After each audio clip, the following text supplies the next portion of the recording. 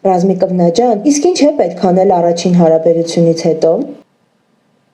Իսկ մինչև գիտեք ինչա պետք անել, իդեպ դա շատ կարևոր է։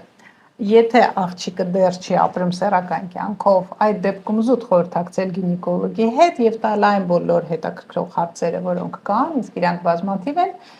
իսկ տղամարդուն պարտադիր հետազոտվել։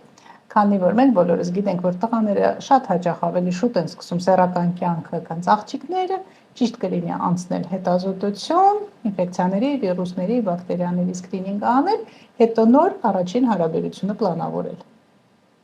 Ինչ վերաբերվում է ինչ անել հարաբերությունից հետո, դա իրականում շատ կարևոր է։ Առաջին հարաբերությունը նախ պլանավորել կոմֆորտ պայմաններում, այսինքն եթե դուք պլանավորում եք հարսանիքից հետո առաջի հարաբերությունը, այդ դեպքում ձեր մեկնելը հանգստի,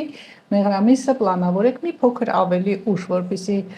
մեղրամիսը չսկսվի այդ առաջին հարաբերությունով, որից հետո 2-3, ցանկալի նույնիսկ 4 օր մենք բացառում ենք սեռական հարաբերությունը, որպեսզի լավանան այն միկրո վերքերը, որոնք առաջանում են կուսաթաղանթի բացման հետևանքով։